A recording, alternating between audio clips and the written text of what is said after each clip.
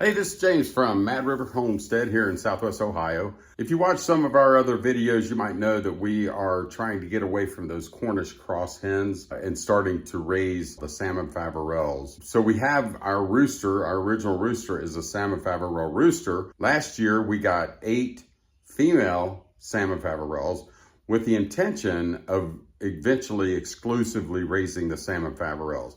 They're a great dual purpose bird, which means they lay eggs, but they're also very flavorful meat. So a little over 3 weeks ago, I put 16 salmon faverole eggs into our incubator. After 9-10 days, I started candling and realized that none of the ones that I could see were showing any signs that they were developing. There were 4 eggs that I was not able to see through, and we eventually ended up getting 4 baby chicks.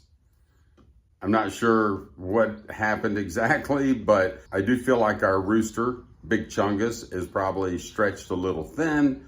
He has a total of 18 hens now and probably still favors the original flock since he's been with them the longest. A week and a half ago, we did go and get another salmon faverole rooster. You might have seen him on one of my most recent videos. Our intention is, once he's out of quarantine, to put him with the salmon faverolles for a couple of weeks, and hopefully he'll bond to them and they will become his to take care of. So this is our brooder setup.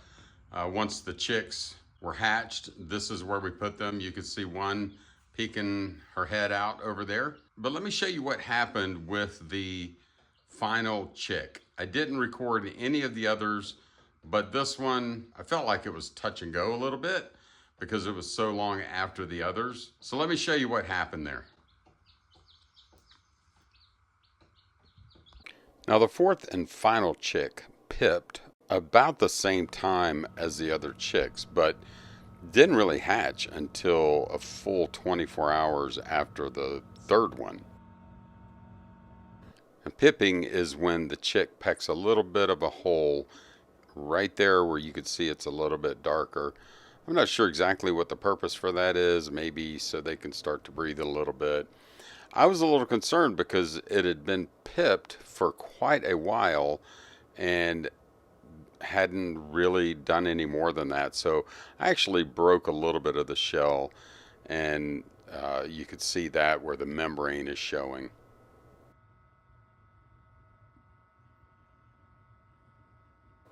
I could hear her making her little sounds every once in a while, but this is all that happened, what you're seeing here, for a full hour. After I had seen no change for quite a while, I decided to go ahead and take a pair of tweezers and just tear that membrane just a little bit, just to give her a little bit more of an opening. The thing I was worried about was that in opening the incubator to take the other chicks out, as well as the other eggs, that maybe I had left it open a little bit too long and the humidity level had gone down, which can cause that membrane to dry out. This can cause the chick to become what they call shrink wrapped and makes it a very tough process at that point. So I don't know if I did the exact right thing. Maybe if I hadn't intervened at all, she'd have been just fine. Anyway, at this point, she really started working and got that opening bigger and bigger.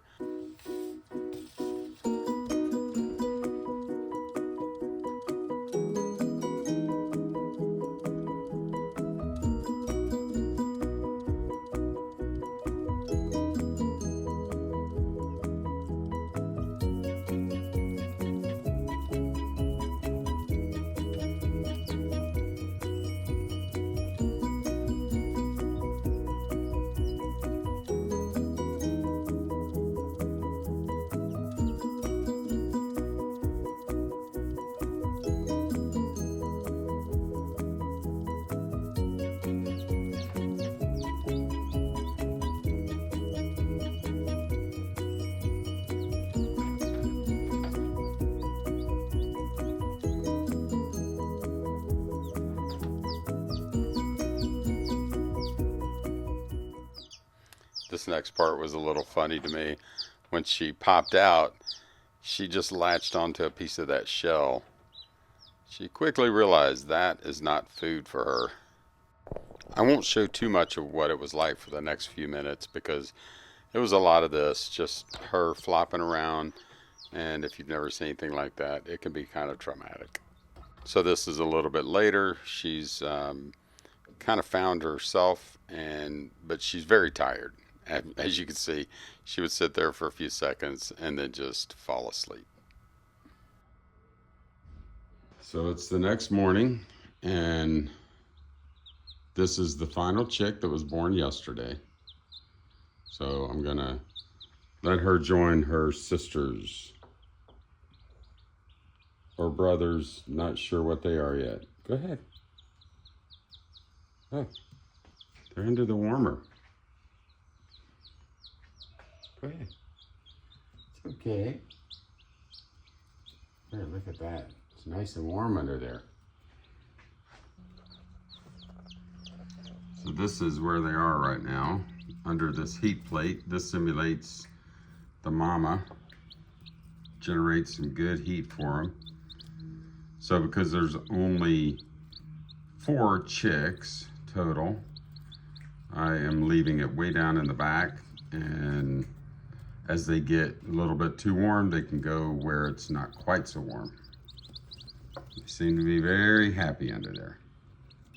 One thing about Faverolles is they have 5 toes. And you can see right here, 1, 2, 3, 4, 5. And they have feathers on their legs as well, which you can see they've already got that.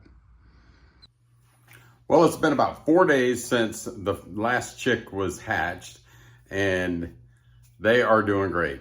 Let me show you. Now, because I'm using this old stock watering tank that's quite a bit shorter than the big one that I usually use as a brooder, I've put this on top of it. They will get to the point where they could jump out, so I don't want to take that chance. But they are, as you can see, are doing absolutely wonderful.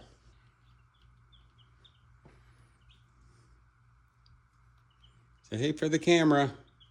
So as you can see, they're all doing great, and I couldn't be happier. Tomorrow we will be putting Sharky, the new Salmon Faverolles rooster, in with the Salmon Faverolles hens.